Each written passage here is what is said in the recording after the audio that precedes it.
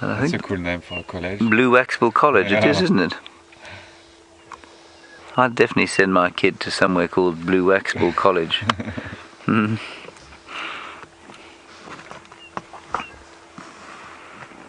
wonder where it is. I suspect in a termite mound somewhere. That's it. It's time for school. Pack your bags. Did you do your homework? Ooh, Seb, Yeah. just over there, a grey-headed bush shrike has come out into the light, which is very special. Can you see it there? Oh, yeah.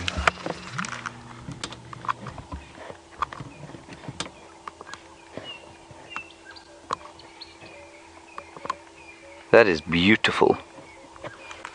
That is very special, everybody. They're normally completely hidden. We very, very seldom see a grey-headed bush shrike in this sort of light. Oh, wow. I mean, look at the colours.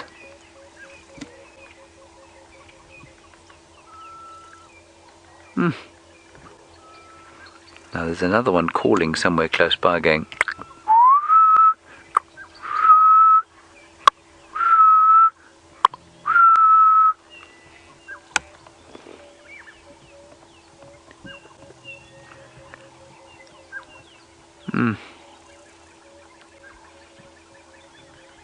Beautiful.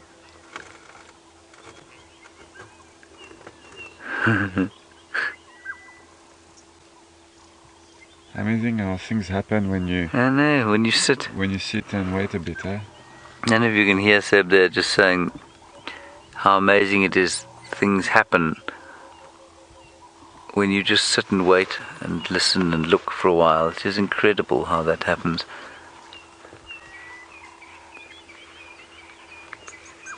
The Waxbills have only just departed for school now. Everyone, they're going to definitely be late. That little one is going to be thrashed by the headmaster of the Blue Waxbill College. Not a particularly progressive fellow called Professor Cordon Bleu.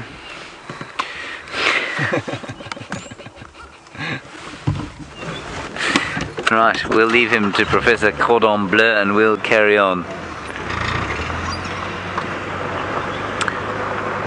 And while we do that, Tristan, I believe, has found a few of the last butterflies of the summer.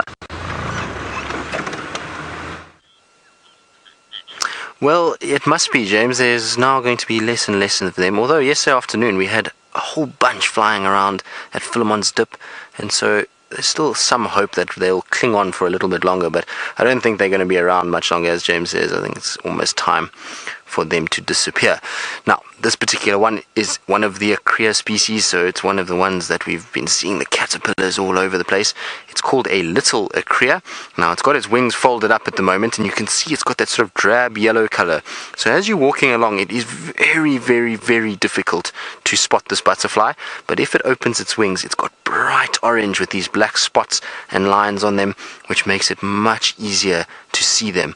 And so that's how we spotted it. It was fluttering about around our ankles as we're looking for Shadow's cubs and herself's tracks. And so you're looking down quite a bit of the time and managed to spot this guy just going through and then landed on the stem. Now, the reason why it's got such a color difference is all because of camouflage. Out here, it's very difficult for a butterfly. They're not exactly the fastest flyers or most agile, and so you'll find a lot of birds will want to eat them. But if they've got bright colored wings, as they're flying about, that bird will see that bright color and it will start targeting that. And when the butterfly feels like there's a threat, it will then land and it closes its wings and it now changes color. And so that bird is still looking for bright orange and completely overlooks this butterfly, and it's able then to avoid predation. And that sort of system is called flash coloration. So they flash a color and then they take it away again, and so the predator becomes very, very confused by all of it. Now, earlier I was also saying that these guys will not be too active because it's still quite cold this morning, but the sun is starting to come out now, and so they'll be warming up very quickly, and soon they're going to be very active, and you'll find this butterfly will be moving from one plant to another with quite a lot of zest, and it'll be a lot more difficult to actually get them on camera as the morning gets warmer and warmer. So quite nice that we were able to find this one, and it's been very cooperative. It's sat here for the last 5 minutes just sitting and letting us have a little look at it, which is fantastic. It's not something that we get to spend too much time with all the time. Now, I don't want to disturb it, so I'm going to walk gingerly around it so that we don't kick it off its grass and make sure that it stays there. The tracks for Shadow and Cub still go further into this block, and it's an area that's quite big. It kind of extends down to Shabamu Pans and the Firebreak and then Philemon's Cutline on our northern side, but there's no tracks that anyone can see crossing any of those roads, so it means that hopefully she's somewhere inside here. Now it's just a matter of figuring out where exactly.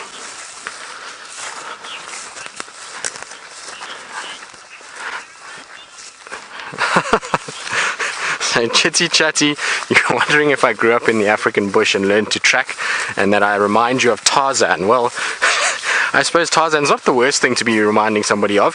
And no, I didn't grow up only in the bush. I spent a lot of time in the bush with my grandparents, but that was not really where I learned to track. Tracking came when I started actually working in the bush. So when I started in 2009 in the Sabi Sands is when I started to learn to track, and I've been very, very fortunate in that I've got to learn from some of the best trackers that we have out here. The local culture and the local people in this area, the Shangaan culture, they have some of the best trackers in the world. And in fact, actually, they've been in, a lot of the guys from this area have been invited all over the world to teach varying different people how to track bears and polar bears and cats in India and in South America. And so learning from these guys is an absolute privilege. And so from there, just sort of by doing it and practicing it, it's gotten a little bit better. And I'm by no means a very good tracker in comparison to some of the other guys out there. There's some guys that are much better. Brent has a very good skill for it, and then obviously Steph is also amazing on track. So you know, you pick it up, and the longer you work, the better it gets. Now we're going to just try and see if we can't keep going through this thicket and see if we can't find any more signs of these two. It's a little bit tough in here because of the grass that we've got, but hopefully we will find a sort of track somewhere that will lead us to where she is. Now, I believe James has found himself a rather large individual to show all of you, and probably the largest animal that he'll find out here. I did indeed. I found some elephants, everybody. And they are magnificent and most amusing, because you can see that chap is stuck his head up over the top of a termite mound.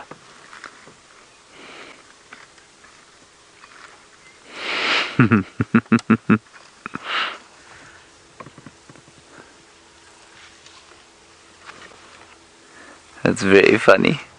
I don't know what he's trying to pick up there, but there are 3 or 4 of them around this termite mound. All of them feeding. I will see if I can get my binoculars out and see if I can tell you what they're eating. Gruvia is what they're eating. Raisin bushes.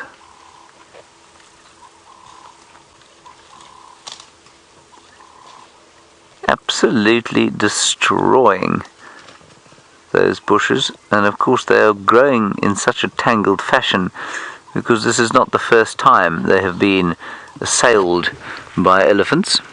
Whoa! Did you fall? Almost.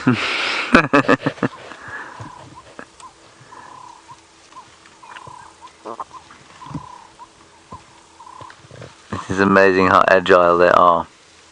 And another timely reminder that when you're on foot, a termite mound is no protection from an elephant if it wants to really come and get you.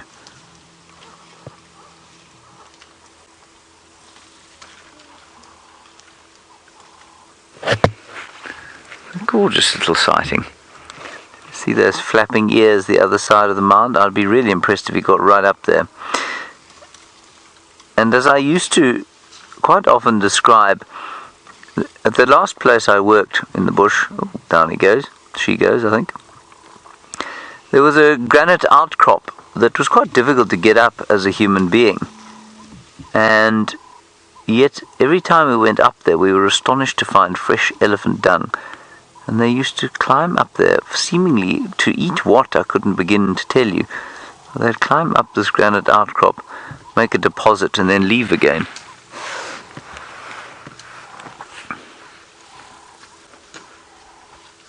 Another one on top there.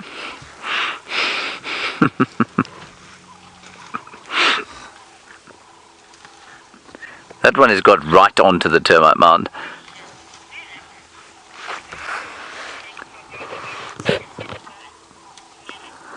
Hello, Melek. What a very good question you ask about how long it takes for an elephant to be fully grown. Melek, an elephant never becomes fully grown. They grow, apparently, excuse me, almost until the day they die. And so, yeah, they just keep growing. I'm sure that slows down as they approach the inevitable, what should we say, the inevitable departure from this realm. But I don't think that they never apparently stop growing.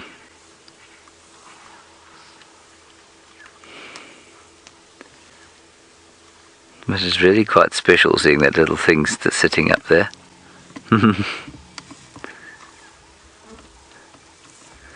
Now if he would just walk out in front and open his ears out so that he looked like he was king of the castle, that would be wonderful. I would then take an illegal photograph, Seb. I would think nothing of it. It's nice because we're eye leveled with Yeah. him. Daniel, you say, how did the elephant get in that tree? Daniel, you will find that he is not in a tree. He is on a termite mound, and a termite mound is a relatively easily climbable pile of very hard sand that you and I could easily climb. But for an elephant, you wouldn't think that they could climb, but he's walked up to the top of there very comfortably. But he's not in a tree, don't worry. He just looks like he's standing in a tree. That tree is growing out of the top of the termite mound, and he's just standing on it and eating it.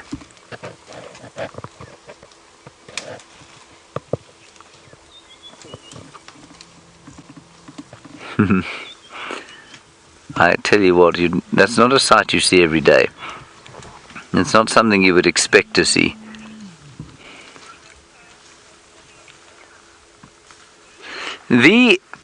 You say, do the elephants ever fall into a termite mound? No, they don't fall into a termite mound, they can't. It's not like a mine shaft. Just hold on 1 second. Go ahead, Rex. Rexon is just calling me in because they're tracking Leopard.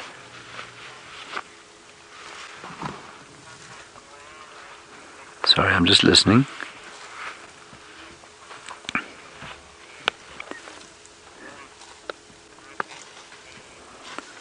Sorry about this, everybody.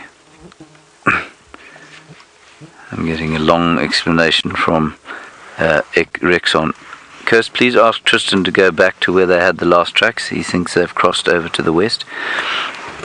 We'll carry on with our elephant sighting now. Copy that, will do. Now, this is interesting. That is a tuskless cow. Let me just go forward. I think it's the same cow we had yesterday at Twin Dams.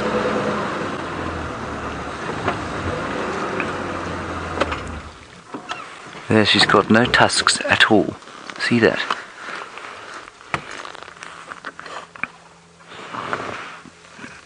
Good morning, madam.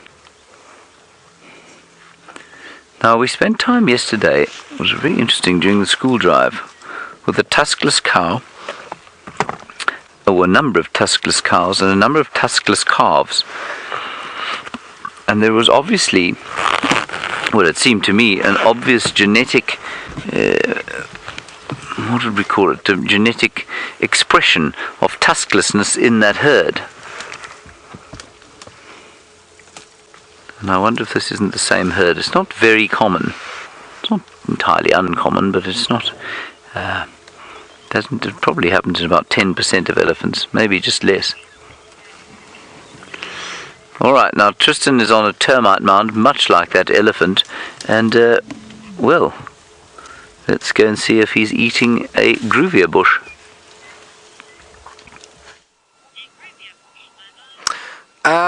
No, James, I'm not, because there's no gruvia bushes up here. Otherwise, I would have attempted to eat one, but alas, all I've got as company are these false marulas. But this termite mound has got to be one of the biggest termite mounds we have up here. I must be able to see, well, in fact I can see where Jamie is driving on Chitwa. I can see Chitwa and Cheetah plains all the way from up here. It is an amazingly big termite mound, and it just shows you how big these things can get. Often people ask us how big they are, and it's really very difficult because there's no sort of relation in terms of size. But if you I'm 6'2", and you look at how big this is and how many times you would have to put me on top of myself to be able to get up here, it would be quite a big area. So this is a massive termite mound. Craig was asking me how big or how old do I think this mound is. Difficult to say, because probably what's happened with this mound is it's been recolonized multiple times. Normally what happens with termites is that if in the extreme case and the best case scenario, you'll find a system where the queen will start the mound, and she will live for 20 years. She'll then produce another queen that will carry on the mound, and the mound will keep growing under that new queen for another 20 years, and that queen then produces another one which is not fertile, and she will no longer be able to produce. So theoretically, after 60 years, the mound is going to die off anyway because of the lack of queens that will be available. But what then happens is, as the mound dies off, you'll find that it gets left, and then another set of termites will come and recolonize, and it can go again. So some of these termites mounds can be thousands of years old. This particular one I don't think is probably that old, but it definitely has been around for quite a while. And so it is quite incredible to see how big this is. Now I'm going to try and not be an elephant that falls off the mound, although I've already fallen once off this mound. So I'm going to try and get down here a little bit more safely. Let's go across to James and see if his elephant managed to negotiate the mound better than I did.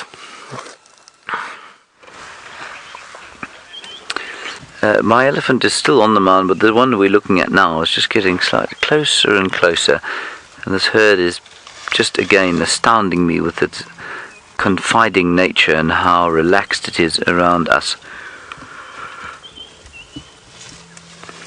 It really is very special, the time that we have to spend with elephants, and it's always, of course, very sad when they disappear from the area, which they do from time to time, and sometimes for extended periods. Can we go back a bit there? Yes. Jofford, you're wondering about, I think, the purported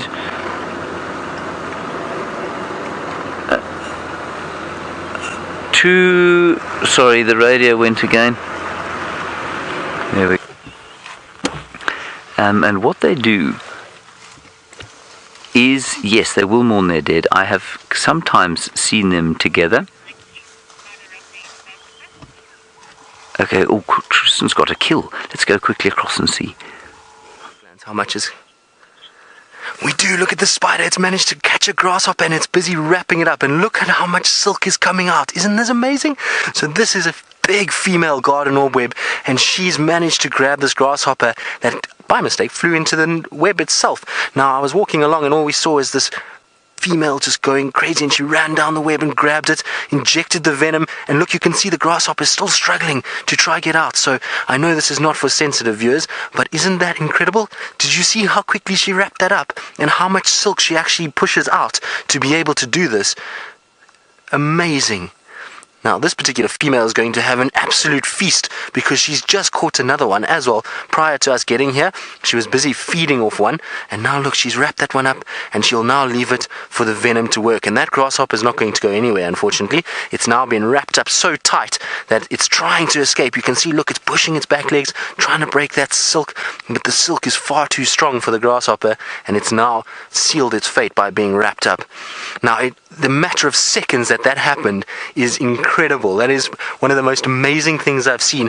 And just to see how much silk she gets out, she can produce 7 different types of silk, but that silk is like a big net, and as she caught it, she started to spray this wide sort of web around it, and then she just rotates it with her legs, and now she's going off to her original kill, which is that one. And that one I think she's busy feeding off because it's probably injected the venom and is liquefied. But there we go, she's just getting into a better position, and hopefully we'll see her latching on and starting to actually feed off that. Now, interestingly enough, if you have a look on the front, just above her, there is another type of spider there, and that is called a dewdrop spider, or mercury dewdrop spider is the full name, and that is a little kleptomaniac. So now, it was trying to come in and get to this previous kill that this spider has, but while she was busy with the other one, but then maybe she's noticed and she's come up, and that's why it's moving away again. It's just getting out of the strike zone and trying to stay away from that particular spider. But the lightning speed that she used to get to that grasshopper is unbelievable. I cannot tell you how quick that happened. Amazing. Well done, girl. That's a big meal for you. You're going to be very full after these two. She's not the biggest spider that I've seen. You do get bigger garden orb webs than this, but she is growing, and with these two meals, she'll most definitely put on a little bit more size. What an amazing sight. Now, it's not always about the big predators out here. Sometimes we get to see these amazing smaller predators doing things like this. It really is incredible to witness something move so quickly and be able to do that so quickly. It really is very cool. Now, Roshni, you want to know where the silk gets secreted from. Well, I'm going to try and show you without disturbing this particular spider, because I don't want her to rush away. But if I point a piece of grass, I'm just going to try and get a little bit there. You see over here on the base, oh, there, another grasshopper's just jumped onto the web. Is she going to run down and get it? Michael, you've got this in the best possible place. Now, this grasshopper is struggling to get off, and I think it's going to actually get off. I think she's got too much food to handle. But let's see. Oh, it's got away. Oh, it's here down at the bottom here. It just got away. There it is on the grass. Did you see it, Craig? Oh no, here it is. There, it's just crawling along. Now, it jumped up into the web, but it got caught by one leg, and it was able to use gravity and struggle enough to break the web and get away. Well done, grasshopper. So one for the spider, one to the grasshopper. It's a draw at this stage. Now, getting back to the spin glands, now that all that excitement is over, but here are the spinnerets. Just on this underside of this abdomen, there's a little protrusion there, and that is where the silk is actually coming out. It's going to come out of there, and she'll be able to define which kind of silk she uses by herself. She can use either the silk that she's going to wrap up a prey item in, or this viscous silk that we see here that things stick to, and when the prey hits, or she can use the silk that's got no sort of sticky effect, which is these anchor lines that we see here. Now, we're going to do a quick link to James, because it seems like he's also got action of his own. Too late, she cried. Too late, she cried. That tree has just, unfortunately, fallen victim to that elephant bull, who is now demonstrating his might. He's a relatively young one, 25 years or so.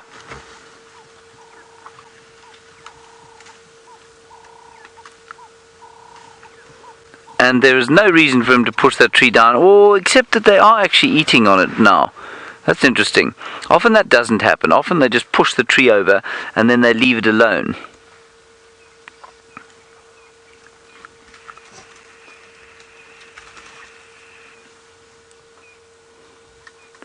But now they are eating the tops of that hapless marula tree, and I would be very interested to see. I'd like to quite like to walk over there. I'm not going to do that right now, and see whether or not it is a male or a female, because I have a strong suspicion that they don't push the females over.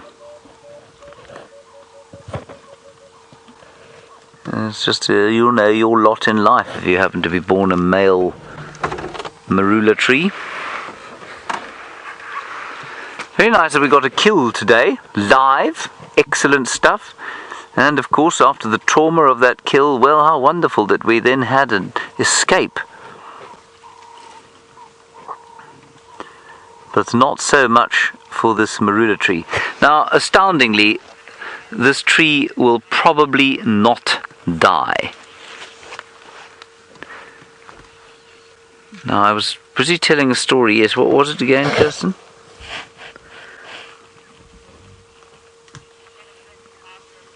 Oh, elephants after death. Yes, they do mourn other elephants. I just, what you asked, I think, specifically was whether or not I had seen them, younger ones mourning an older one. I have most certainly seen a whole herd of elephants, both young and old, spending a lot of time around the bones of a long dead companion. And so, yes, it does happen. And I remember, I went to a hunting camp once. But not to stay there. We were looking to try and take it over as a conservation venture, and they had elephant skulls all around the entrance to this camp. It was the most macabre sickening thing to see. I often thought to myself, when the elephants come wandering past here, surely they must feel a severe sense of trauma and even anger at the sight of so many fallen comrades, because they certainly do show a remarkable affinity for their dead, or for the remains of their dead. Whether they remember them afterwards, I don't know. And I'm always, we are tempted to see that as a kind of completely human thing. And I'm reminded always of a traumatic story of an elephant at Londolozi called Elvina. She was called Elvis until they realized she was a girl. And she had bow legs. Her knees at the back bent the wrong way, which meant that she couldn't walk properly. She walked very slowly. She survived 4 years. And eventually the herd abandoned her. So after 4 years of looking after her, defending her against lions and hyenas, both of whom will pick up very quickly on whether or not an animal is weak and in distress, they abandoned her, and she was then set upon by 40 hyenas, who very painfully killed her. It was a long, traumatic, awful death for Elvina the elephant. And no one could really explain that, because elephants were supposed to look after their sick, lame and infirm.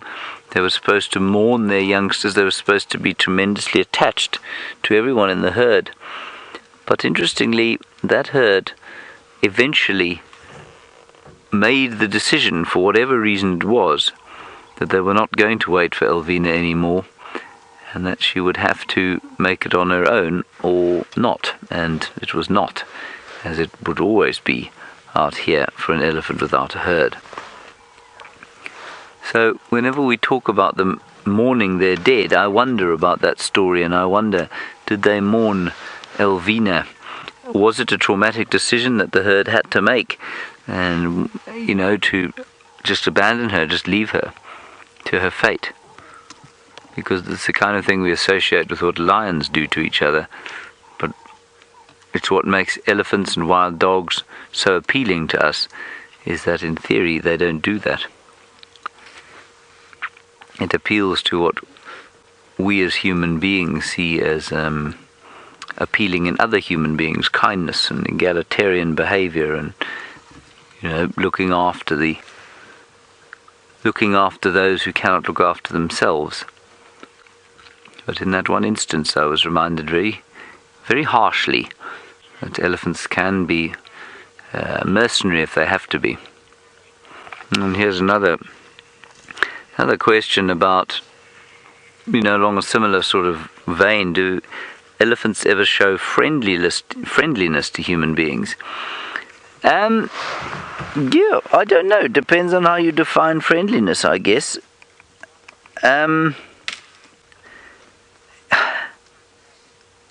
It's a really interesting question. I think that they do. I mean, certainly if they are raised in captivity. I was at an elephant orphanage in Zambia the other day, where elephant babies who have had their herds poached or their mothers killed are adopted, and then they're reintroduced to the wild when they're old enough to look after themselves. It's quite a process of reherding and reintegrating them to the wild. But they definitely show a marked friendliness towards their keepers. Not anyone's allowed to go and see them. They can only be touched and handled by their keepers, who spend 24 hours a day with them and become their sort of herd. But they're tremendously friendly to them. Now, do wild elephants show friendliness? I think they do. I think often they quite enjoy having us around. They enjoy the novelty, I suppose, of our presence sometimes, and I think they do show friendliness. These two are very friendly with each other. That's the bigger bull there, and the younger bull, and I suspect what they're doing is there'll be a certain amount of sorting out the hierarchy there. He'll be saying, hi, how are you? And the bigger one will be saying, I'm fine, man. How are you? Good. Everything's fine, yeah. I'm big and strong. And, you can talk to me, but not too much.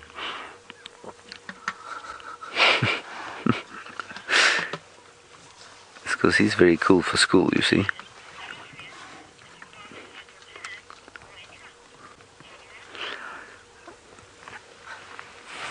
Adrian, you asked some cracking questions today, and this might be the best. You've said, would I rather have my hands or a trunk? I'd rather have my hands. I imagine I'd look outlandishly bizarre with a nose the length of my arm.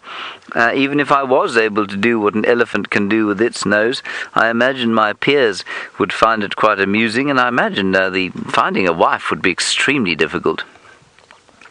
Can you imagine the poor girl saying, well, I've just been asked, I'm engaged to James Hendrick. Are you? Really? Hasn't he got a trunk? Yes, he does, but if you can look past that, he's a really quite special individual. Obviously, that wouldn't be me, but any person with a trunk. It would be very difficult for them to find a mate. And Tristan makes the best point of all. He says it would be hard to play the guitar. It most certainly would if I didn't have either hand and only a trunk. It would be hard to drive a car, hard to open a bottle. I'm going to go without, keep my arms, quite apart from the obviously shallow notions I have of looking like a elephantine human. I wonder what it would look like. I suppose it'd be quite long and thin and pink, with a prehensile end to it. Kirsten is reminding me there's a movie called Elephant Man where the man had a trunk. He probably also had two arms, but I wasn't offered that option by Adrian. Adrian has said hands or arms or trunk. That said, if I could have the option of both, I wouldn't take that either.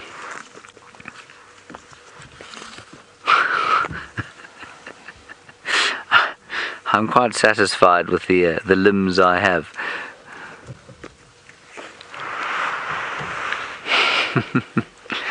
Adrian, do you want to have a trunk?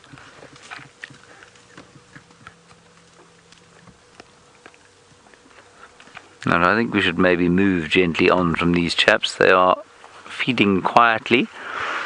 We'll go and have a look at a couple of water holes as it starts to get warmer, and maybe we'll be lucky. Now, I believe that Jamie Patterson would like to share her thoughts of having a trunk. As shallow as this might sound, I really think that Jamie Patterson is quite beautiful enough without a trunk attached to the front of her nose.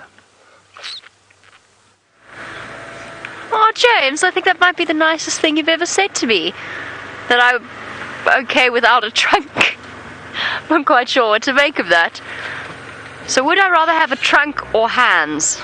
You have to say hands. I mean, trunks are great, but I've got two hands. So I can hold a cup of tea with one and do something else with the other. What about a trunk and hands? No, too weird. I know I've mentioned before that I wouldn't mind having a tail if it were normal, but a trunk might be pushing things a little bit too far. Fergus, what about you? Would you rather have hands or a trunk? I agree with you on having a tail. I think tail would be awesome. You see, the only person who agrees with me. Everybody else thinks I'm completely nuts. And imagine having a prehensile monkey tail. Then you could hold the cup of tea, and you could open the door, and you could hold whatever else you want to be holding, or you could just wave hello at all the people that are inside the room. You got three limbs, but a trunk, not so much. Right, moving on to something more serious. Oh, but Tristan says, what if you close the door on your tail? Well, I mean, it's like closing the door on your fingers. I imagine that there'd be parents who accidentally shut the car door on their children's tail, just like there are parents who shut their children's fingers in the car door. I may or may not have never forgotten that particular experience. Okay, moving on to something more rational. There's Shadow's tracks over there. There's actually two sets of tracks. There's hyena tracks and there's shadows tracks. And now I'm a bit confused about what's going on. I suppose I better get out. And I'm going to have to walk all the way around, because otherwise I have to go through a thorn tree. So I'm going to walk around behind the vehicle. So Rex called me in because he said he could hear a squirrel alarm calling.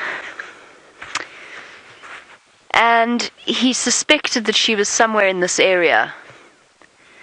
But now, are these her tracks coming out, and do they then go in there, which is where Tristan and Rexon had her tracks? Or are these her tracks coming out of there and along here? The problem is they've been driven over almost completely. I've got 1, 2, 3, 4, 5, 6, 7, 8 sets of tracks, and that's that. These are her tracks over here. Do I know that it's Shadow? Ooh, nearly fell over. No, not necessarily. But it's most likely her, given that there's tracks of a cub with where Tristan and Rexon were. This is her front foot over here. You can see it's not clear in the thick sand. This is her back foot over here. It looks about the right size for Shadow. See, this is not that old. It's so hard on this road, because it gets so much traffic, and not all of the traffic is guides. Some of the traffic is just people driving to the lodge, bringing deliveries, trucks. I'm not sure. I'll link James to the leopard. Alright, oh, never mind. James has beaten me to it. He's got a leopard. You know what? We just drove past this area here, and there was a squirrel alarm calling. We stopped. Seb turned round, and there's a leopard in the grass here. We drove past him by, I mean, we can't be more than 2 meters from him. Can you see him? Kind of. If I zoom in, the viewers might see him. He seems to be very shy. He just popped his head up, or she popped her head up. I don't know who this is. Seb, let me just try and gain some height by going up onto the bank here. There we go.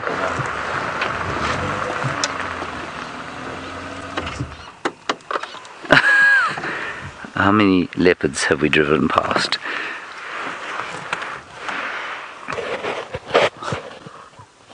Spotted. Now this looks like a shy animal. It lifted its head up and then put it straight down again on its own. I'm going to take a flyer here and look at the size of the ears and say this might be young Tumba. And Kirsten reckons it's Hosanna. It could be. I don't know. I mean, I just don't know why he would be shy. You know what? He might not be shy at all. It might just be that he's put his head down to go back to sleep. I think he's pissed off because that squirrel is shouting at him. He's very irritated that the squirrel is shouting at him. He does have, you know what? He's got a nick in his ear there, which I think Hosanna does have, but I thought it was in Hosanna's right ear.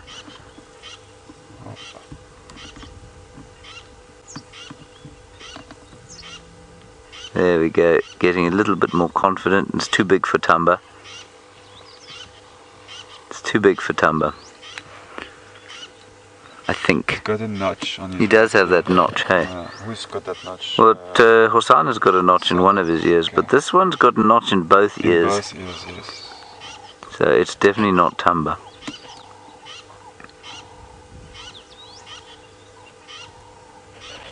Max Smith reckons this is Hosanna.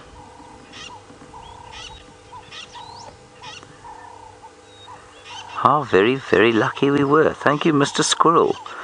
Now, I'll just tell you that when we stopped at the squirrel, Seb said he's looking behind us. I said, I think he's looking straight down. And I looked at him with my binoculars and realized that I couldn't tell where he was looking, other than sort of a field of 180 degrees or so in front of him.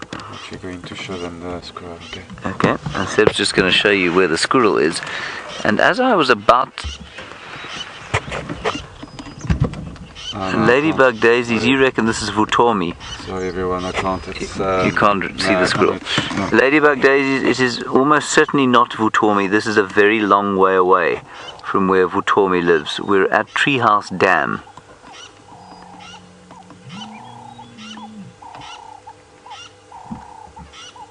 I don't even know.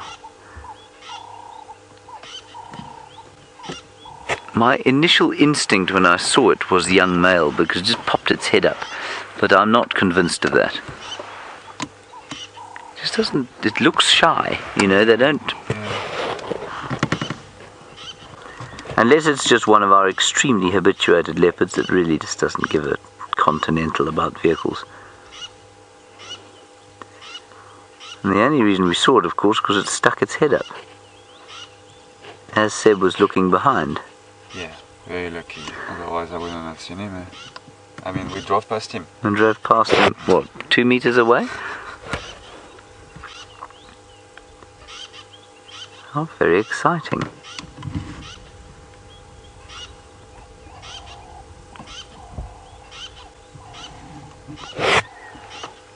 Well, I'll tell you what we'll do. We'll just... No, will we? Sit here a little bit longer, just see if the head doesn't pop up. Otherwise, we'll try and go around the other angle and get a slightly better look. But I just wonder if this position of ours actually above him is not going to be the best option. Now, the other thing to note about that squirrel is that it has exceptional eyesight. And they see a long way, and so you can find a squirrel alarm calling and still find nothing. And of course, as soon as you then get out of the car to look around, it becomes very difficult, because if you get out of a car and start tracking around where a squirrel is, what happens is it starts looking at you. Sandy, you're on Team McLennan Smith, and you say that this is Hosanna. I didn't think that Hosanna had nicks in both of his ears. I knew he had one in one of them. I wonder if we shouldn't just reverse back a little bit. The leopard's head is now down, fast asleep. Yeah, this is not a shy leopard, it's just a leopard that is so habituated it doesn't care.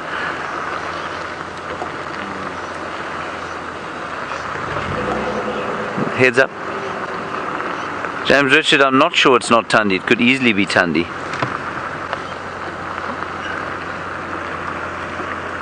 There, we've got a face.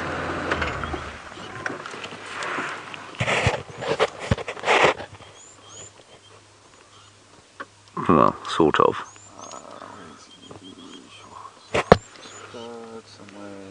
Yeah, no. You got it.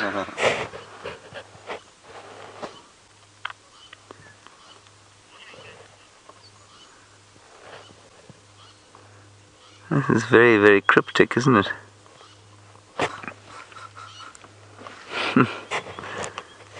Well, I'm afraid there are some who could identify the leopard by its spots from here, but I am not one of those people.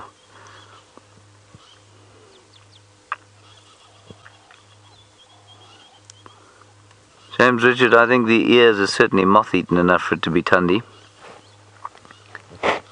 Not sure where a little boy would be if this was her.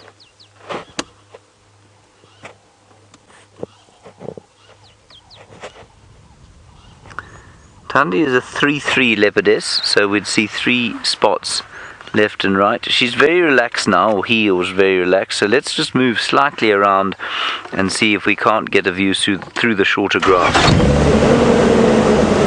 Do it very slowly.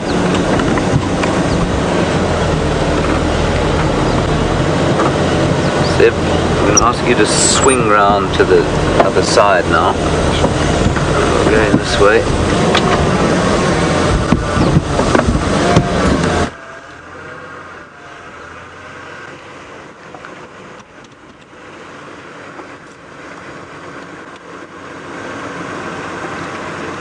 Nice and slow movements because we are very close now.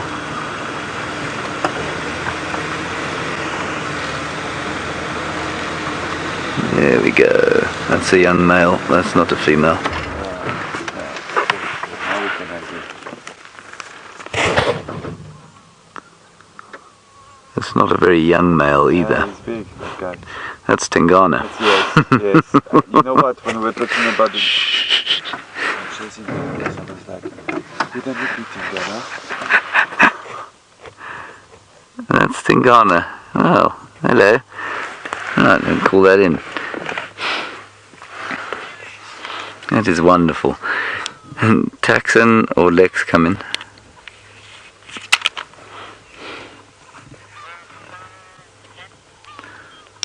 Taxon, I found your friend Tingana. He's at Treehouse Dam.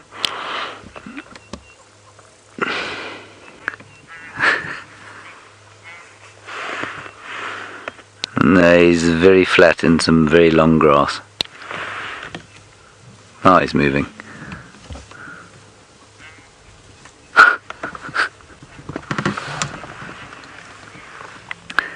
Yeah, he's just got up now, Tex. He's moving towards the water. I cannot believe that this leopard's come over here. People checked and checked and checked again, the Mulwati, to see whether he'd crossed or not. And clearly he had. And somehow we missed him. And this is not, I mean, these are highly skilled people who were checking. I didn't for 1 second. Well, maybe I did, I don't know. But I really thought it was highly unlikely that we were going to find Tingana here. How very nice.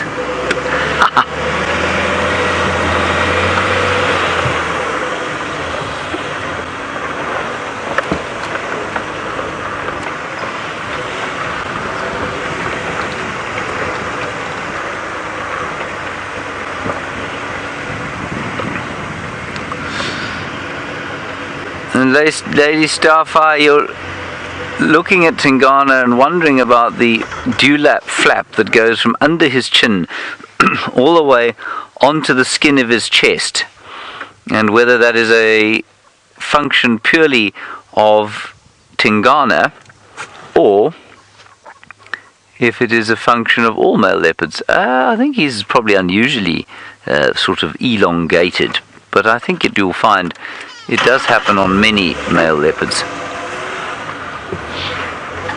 Now, I must just reiterate, we've been giving a lot of figures about weights on masses of leopard. And I've been redoing my research on this, on actual leopards that have been weighed. So not people that have estimated or guessed about leopards and that sort of thing. And I reckon that this chap is about 75 kilograms or so. That is about 160 pounds. Ooh, he's going to go down perhaps and have a drink. So, although he is a good sized male leopard, maybe slightly bigger than average, he's not the most monstrous one I've ever seen, but I also don't think the most, we keep talking about 90, maybe up to 100 kilograms for a big male leopard. That would be outlandishly huge.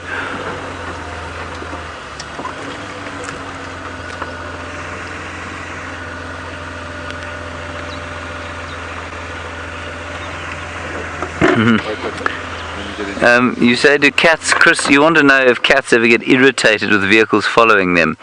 Yes, they do from time to time, but they will give us a sign.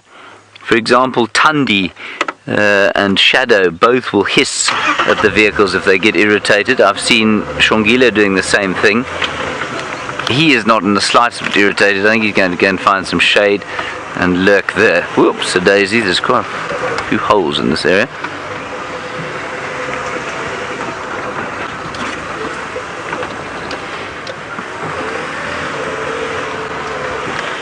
Just goes to show you cannot start shouting about identifying leopards until you've seen the whole face.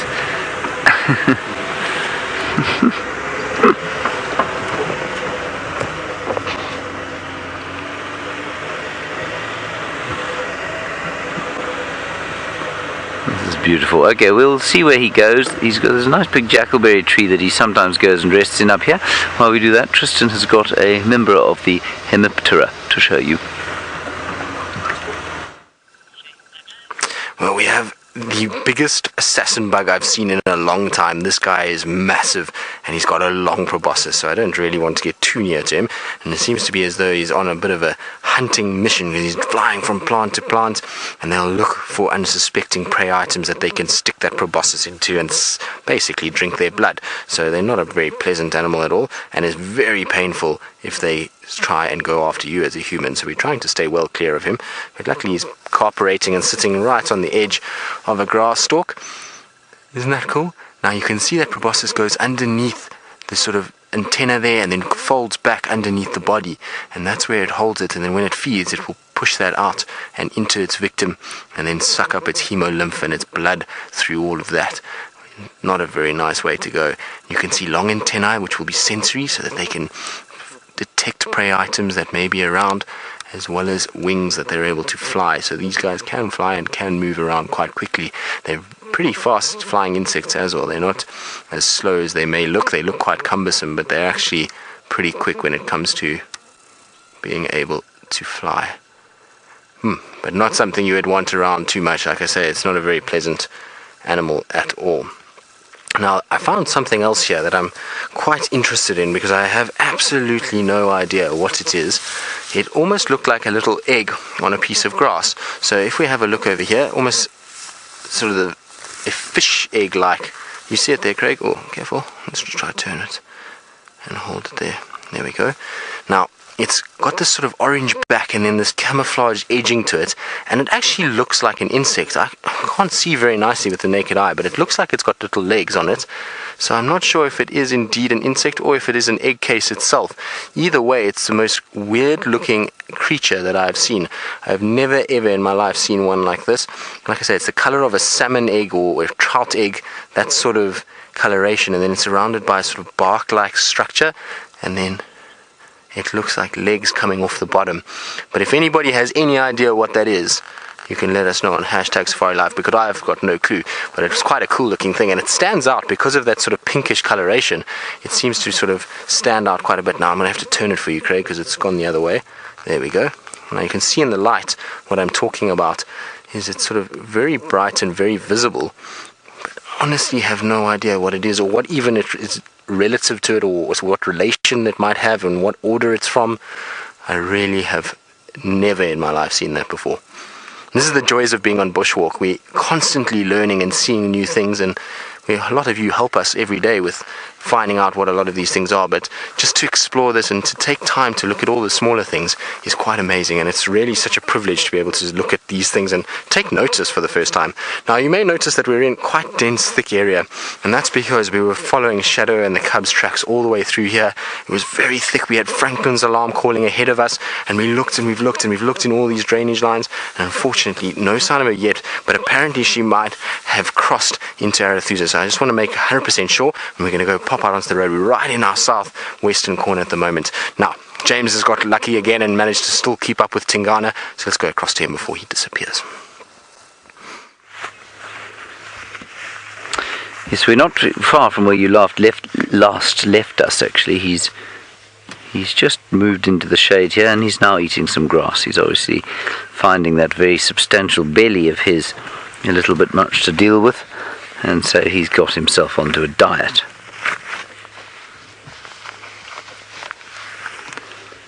And I suspect that he will spend much of the day around here somewhere. Although he has been patrolling a huge amount of late.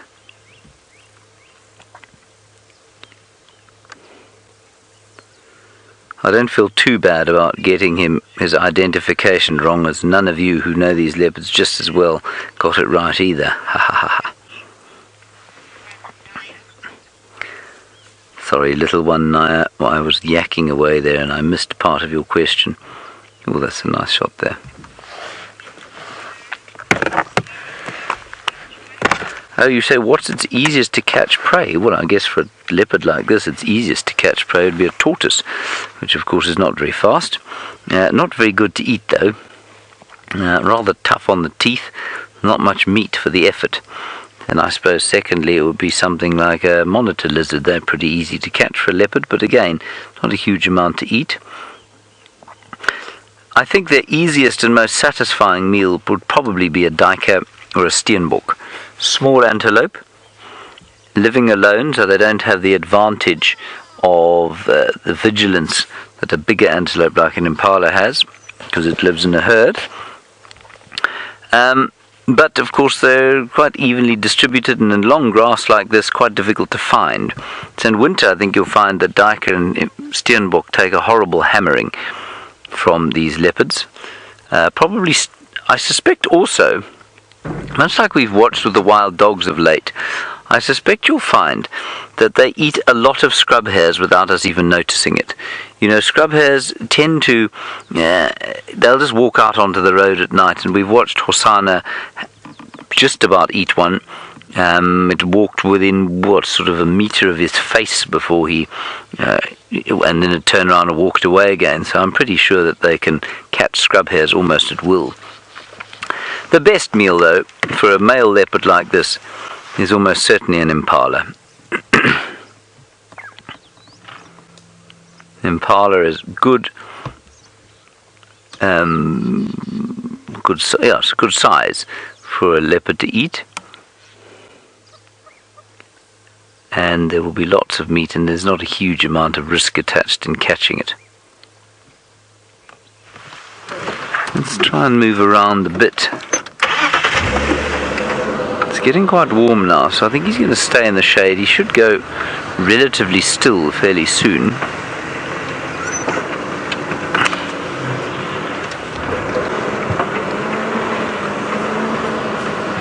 Yeah, he's lying down there.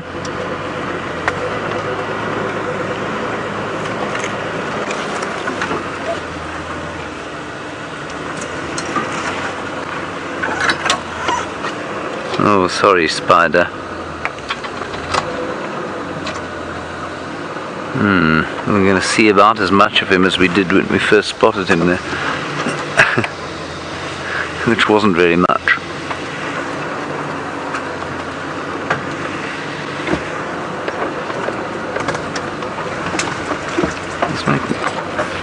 Let's just get into a position here. We might even be able to park ourselves in the shade.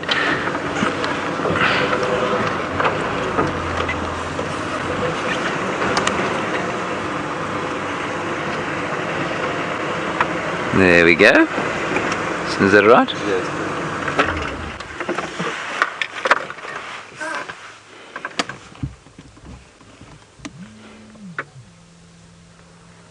Ah, yes, time for a bath.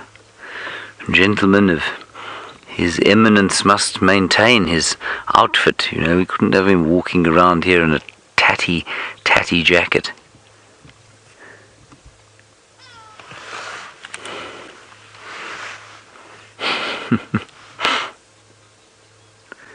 It's amazing how what looks like a sort of brutally powerful animal becomes a pussycat when you see him starting to clean himself.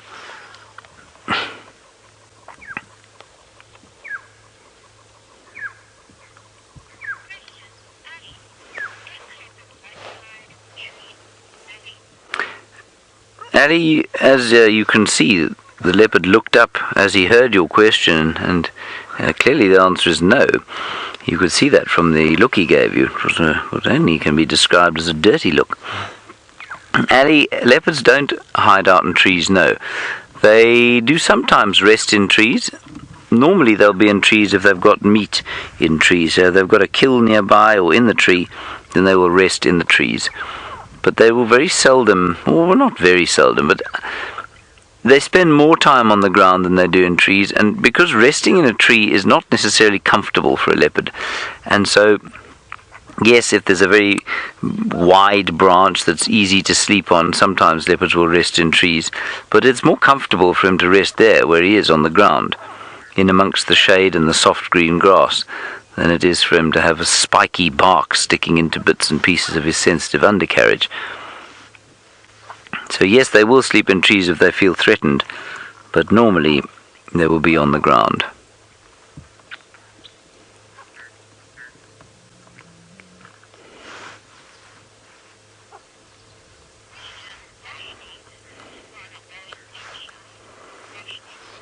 Roshni, you say has Tingana always been shy? I don't think he's shy now at all. I think he's very confiding. Perhaps you're asking because his name means shy. Tingana apparently means shy. And Roshni, I think he probably was when he started out here. But, you know, he's just habituated to the vehicles. He's got so very familiar with them. And he's not in the slightest bit shy now. I think he was almost probably slightly disappointed to be spotted earlier on. He looked kind of, if not alarmed, but kind of, you know, as Seb spotted him, he sort of looked distressed that he had managed to, or not managed to remain hidden. But he's not shy. He goes around his business completely oblivious to us these days. Gosh, it's getting quite warm out here, isn't it, Seb? Yeah. Yes.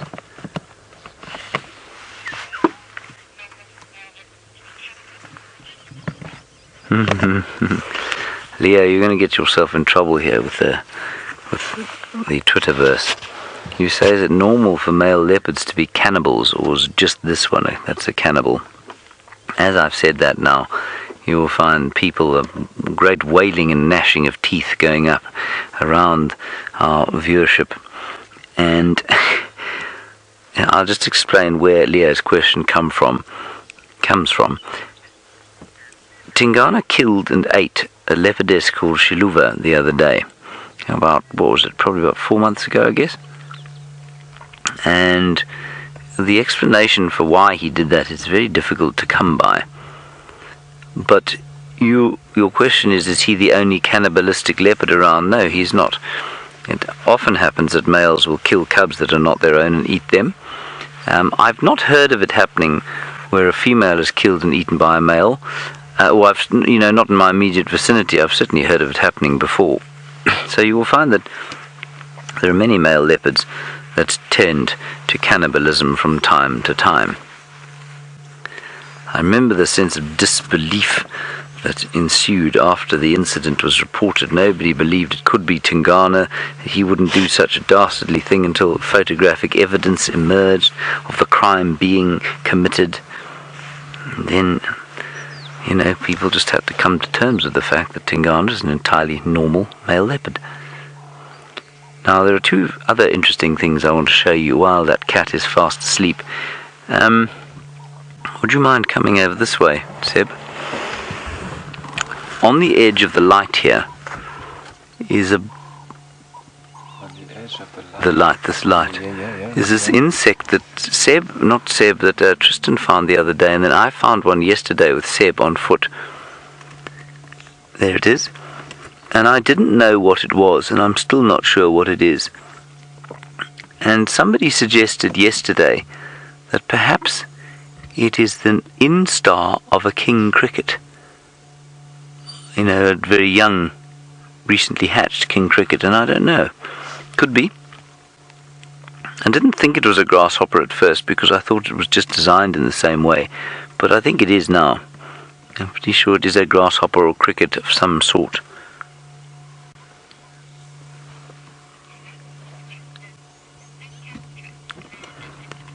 Alrighty, now Tristan seems to have found himself a whole lot of twacks that he wishes to show you. Many, many kitties.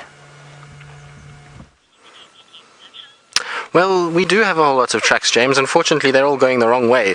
These are male lion tracks, which are not very fresh at all, but our tracks for Shadow have crossed between Jamie and I, and so they are very fresh, but they've gone into Arathusa, so we can't carry on following as Bushwalk team, but Jamie is on the lookout, and she's going to check. I showed her where the last tracks went, and so Jamie's going to try and see. It seems that Shadow left her cub on Djuma and has now gone into Arathusa by herself, and will then hopefully come back this afternoon. But what we have here is, like I say, is a male lion track, so you can see the toes on the side here. There's the fourth toe there. I'll just make it a little bit clearer because they're a bit old now, so they've sort of disappeared. But in here with the grass that I've put down is the track of Shadow. So that is a fully grown female leopard versus a male lion track. You can see the size difference and just how much bigger and bulkier lions can be than leopards. So that is the width of her back foot and the length of her back foot. Now remember, her back foot will be longer than her front foot, so it just goes to show that it would have been a much smaller track if it was her front foot. It would never have been as long, but it might have been a little bit wider. But this is a male lion's front foot, so you can see it, back foot, so it's just nice to judge the difference between the two of them. Isn't that cool? So you can see why female leopards are very nervous of lions. That size difference is massive in comparison to a female leopard. Right, so unfortunately our tracking for the morning is done, which is a shame because this leopard was really not far in front of us. We heard the elephants trumpeting, we found fresh elephant tracks going over the top of Jamie's tracks, and then we managed to find Shadow's tracks coming out onto the corner here and then crossing in behind us. And the tracks are so fresh. They are perfect condition. So it's very upsetting that we didn't find her, but hopefully, like I say, Jamie will. And you can actually see how fresh these tracks are. This is the main intersection of the reserve, and there is a perfectly clear, perfect track. There is nothing on top of it. All the sand has been squashed. So hopefully Jamie is going to find it. Jamie is not far away, and she would like to tell you how her search is going.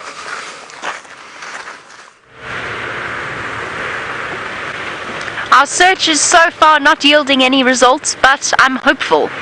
We could find one of two things. One is Shadow, because Tristan's just shown you the fresh tracks coming in this direction onto Arathusa. The other is those elephants, and in particular, quite possibly the one with the tiny baby that was born some point, I would assume, last night. So what we're doing is we're searching the drainage line areas. As soon as I heard Rexon call in that he'd heard elephants trumpeting furiously, I turned around and started racing in this direction, because there's a good chance they were trumpeting at her, especially if they've got a new baby and they're feeling particularly protective over it. Now let's see if we can find, if not Shadow. It would be nice to have two leopards in one morning, although it's great to know James and myself are both on a roll when it comes to peering at leopards in the long grass and going, I think it's that one.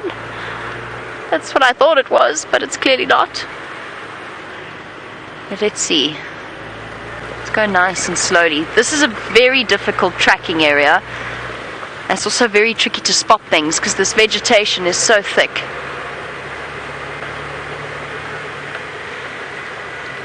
Welcome to Roshni. We've gone from Djuma onto Arathusa, obviously. Roshni's now thinking, well, do these animals go from the Kruger Park into other areas? I think it's best if I sort of explain exactly how it all works. The Kruger Park is a state-run reserve. It's over there to the east. There are no fences between us and the Kruger. Surrounding the Kruger are several different private reserves, privately owned reserves, like the one that we're in at the moment. Are you a spider or a fly? Oh, you're a fly. Like the one that we're in at the moment, which is the Sabi Sand Reserve, and that's made up in turn of little different privately owned properties like Djuma, Arathusa, and so on. Then there's also the Timbavati, there's the Manyaleti, which is community run, and so on from there. And all of those properties are open to the Kruger. There's no fences, and therefore, yes, the animals do move from the Kruger into those reserves, to Baluli, any one of those, Kasiri, any one of those reserves around here. And they move quite freely. Often the elephants, herds of buffalo, lots of animals move around there. I've forgotten what my next sentence. Oh, that's why we talk about the Greater Kruger National Park, because we're not just including the Kruger, which is state-run, and it's a reserve where if we drove around, the public can go and drive there. You can't go off-road. There's a couple of very important rules there, but we're part of the Greater Kruger National Park. These elephants haven't come out here, and I don't think Shadow has either. She's somewhere here. We've been so close to her all morning. We might even just have missed her when Ferg and I raced across here. We were just that little bit too far away.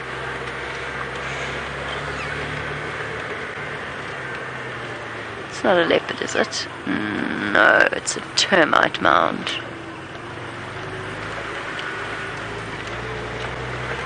Okay, come. One leopard would be great. Or a herd of elephants.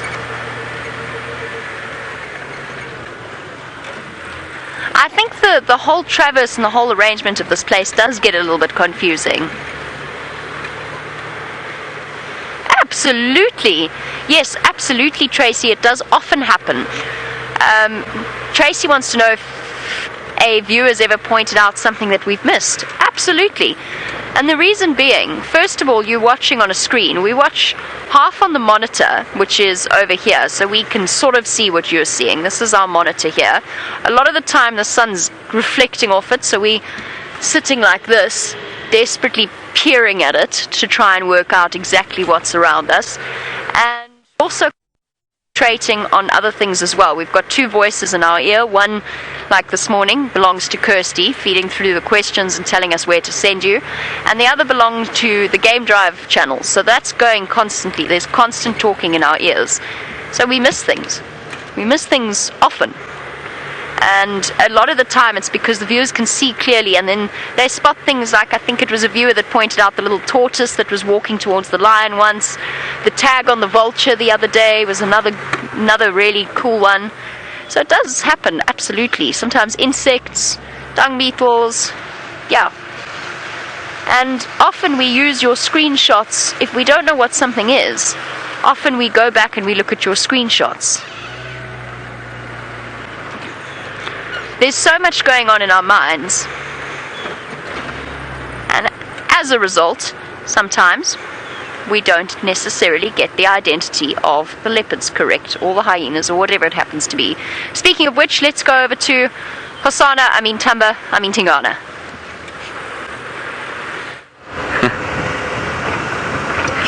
Now that, of course, everybody comes from yesterday, because I said to Jamie, I knew this would not get lost on her, obviously. I said yesterday, after it was reported to me that Jamie was with Hosanna, who was then scent marking, and then suddenly it was Tundi. I knew that when I misidentified that thing, I knew that there was going to be a severe comeback. I tried to think of a reason why my mistake was less severe or more easily made than the mistake that was made yesterday. And much as I tried to search my heart, I failed to find any reason whatsoever for why my mistake was less or any different from the mistake that happened yesterday. And so I must now concede the consumption of humble pie. I must, and it's funny how often this happens, you know, when you sort of semi-scoff at someone else, how often whatever it was that you scoffed at comes back to bite you in the ass, as it were, as it has done to me now. And Jamie, quite cleverly and very unsubtly, has pointed that out. So I'm rather hoping that by the time I get back to camp, Kirsten will have fed this through to Jamie. She will have basked in her victory and will not mention it again when we get back to camp. I have made good, she's basking now. I have eaten my humble pie. I have made a public apology. Were I able to grovel in the dust while driving, cover my head in ash and wear sackcloth, I would be doing that.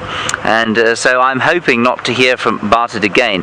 I've no doubt, unfortunately, that is not going to be possible. I'm in for a torrid breakfast when we get home. Right, we're back with this herd of elephants. I'm pretty sure it's the same herd that we had earlier. And there's the bull that pushed over the marula tree. There's the tuskless cow. But I'm just going to ease around the corner here because I think this bull might be having at another tree. Hello. Well, yes. Maybe we should stop and look at you first.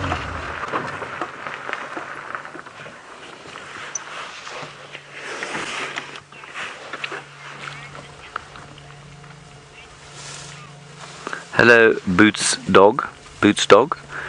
You want to know if anyone has ridden an elephant before? Many have ridden elephants. Many still do ride elephants. I have not ridden an elephant. There used to be elephant safaris you could do in Botswana. Those have been cancelled. There were places not too far from here that you could go and ride elephants.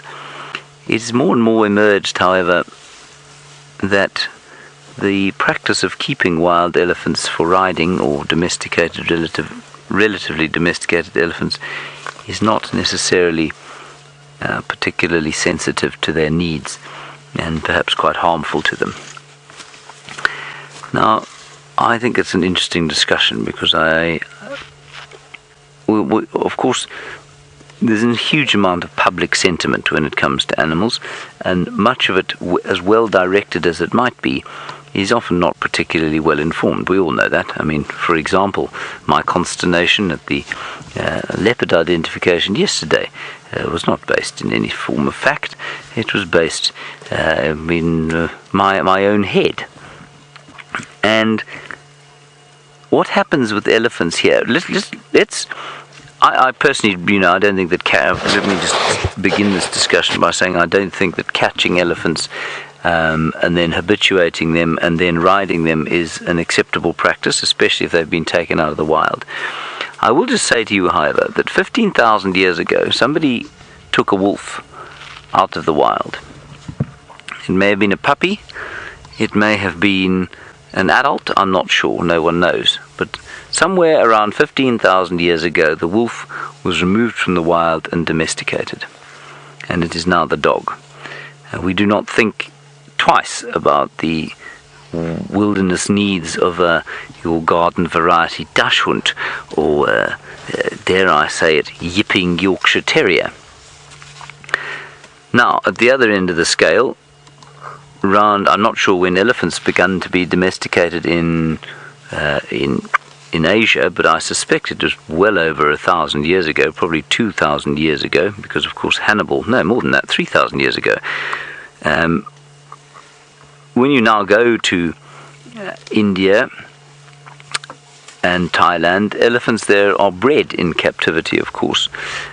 I don't know how they're treated, but I also don't know how well many domestic dogs are treated. So is it inherently wrong for those enormous elephants in Asia to be bred in captivity and then used for human purposes, for work, for carrying logs or for carrying people? Is that inherently wrong? If it's not wrong to keep dogs and cats, which have been, just because they were domesticated thousands of years before now, does it make it wrong? Is it wrong that we use horses, for example, which were wild as well at one stage? I don't know the answer to this. And also, we know that, so we move another 1,000 years forward to the time of Hannibal. I'm not sure when Hannibal invaded of Carthage, tried to cross the Alps with his African elephants. He managed to domesticate some African elephants. But it has been done, and it has been done for a long time. But it has now become completely taboo to even talk about riding African elephants, and I completely accept that taking an elephant out of the wild is a really bad idea. I don't support it in any way. I don't support any animal that has to be chained. If you have to chain an animal up to make it stay, then I think that you should probably let it go. And certainly I think that was the logic behind the cancelling of many of the Botswanan elephant rides, where those elephants, although they seemed perfectly happy, and although they certainly greeted their keepers, I met a few people who kept them, or certainly helped with the keeping of them, and they expressed how affectionate the elephants were to them and with them all the time. The fact that those elephants had to be chained up at night, with a chain around the leg, just leaves one of the slightly I don't know, just a distasteful, a certain level of distaste. But at the same time, many dogs would escape from where they live now if you didn't close the door. That is wonderful, isn't it amazing? The thorns on that thing are just horrendous. So I don't know, I would encourage you to think about these things I know that there's a huge amount of groundswell of support for the abolishment of all elephant riding. But it's not quite as simple as that, I don't think. Hello, Blue Butterfrog, you say, do little elephants ever try to push over little trees? Yes, absolutely they do. They do it. They push little bushes over and they slap them with their trunks and they headbutt them and they try and show how very big and strong they are. And normally then they retreat in sort of what would we say, humiliation. This elephant here is moving that tree because he wants the grass that's underneath it, and you'll find there's more and more as we go into the winter.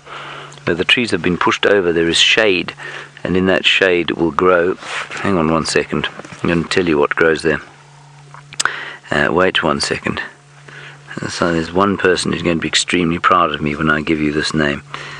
Let me just quickly do this. Don't go anywhere. Don't go anywhere, Kirsten. Just stay right there.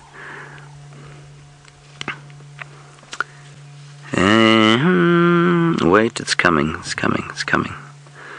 It's coming. It's coming. It's coming. Oh, come on, where is it? Must be here. Ah, here we go, I found it. He's looking for the grass now known as Megathyrsus, yes, Megathyrsus maximus, that used to be called Panicum maximum. It's now called Megathyrsus maximus. Why? I couldn't tell you, but Judy H. asked me yesterday. I see you've bust me looking at my phone. Thank you so much.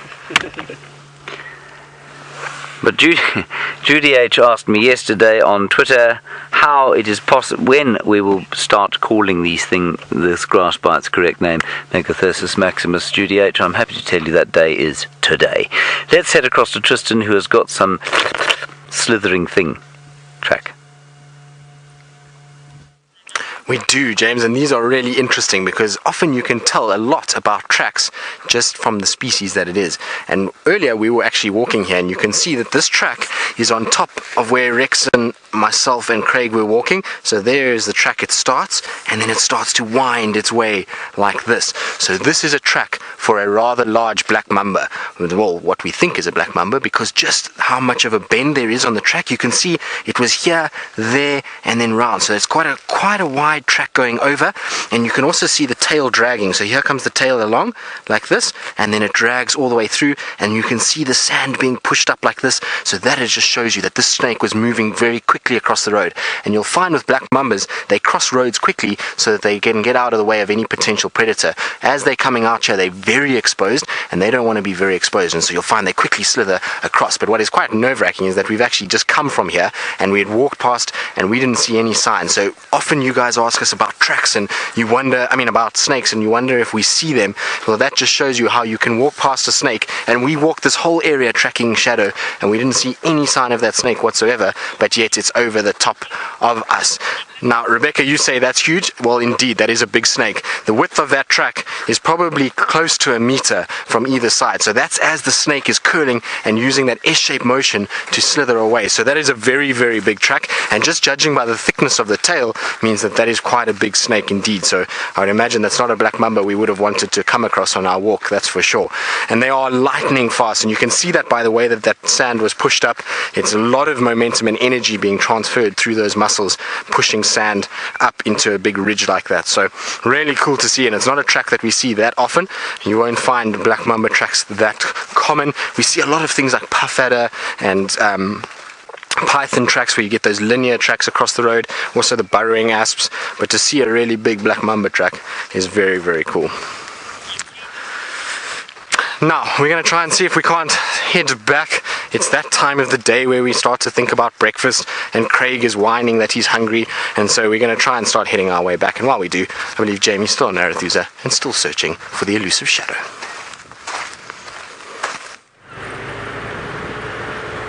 Don't worry, Craig, I'm on my way to go and pick you lot up so I can rush you back to camp, just in case Craig perishes from the great hunger that's overwhelming all of us.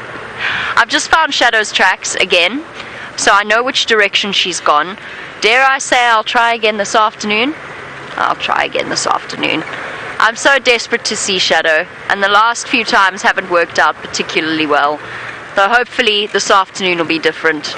And just by the way, I'm laughing with James, not at him, because I know exactly what that feels like. This morning I woke up to a tweet saying, what did it say?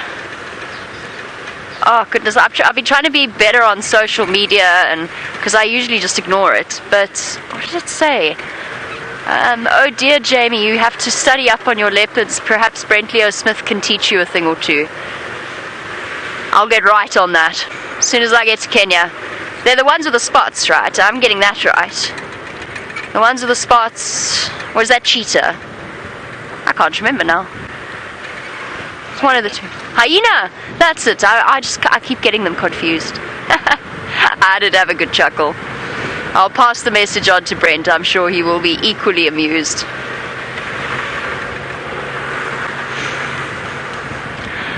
Okay, it is home time. The tracking of Shadow is at its end.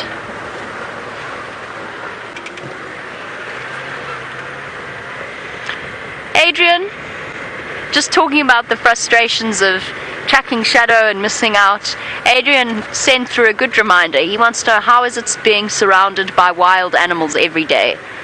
It's the best feeling in the world. It's humbling, it's precious, I do feel as though we are among the lucky few in life. There's very few people really who get to actually follow their passion, and I don't take that for granted at all. I think we're very, very fortunate. It's a magical experience, and it's very grounding. And it's certainly the most me, I feel. I feel the most naturally me when I'm in this environment. Okay, on that soppy sappy note, time to say farewell to all of you. So a big thank you to Fergus for his wonderful camera work. Thank you, Fergus. I'm sorry we didn't find you your honey badger today. This morning, Fergus wanted a honey badger.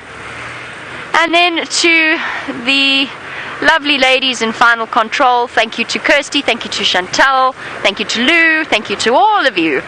And most importantly, on the subject of thank yous, as we do our Oscar-type acceptance speech at the end of every drive, thank you to all of you for joining us, and I mean that completely. It's wonderful having you on board. I can't wait for the next few hours to pass when I'll see you on the Sunset Safari, hopefully with Shadow. Bye-bye, everybody.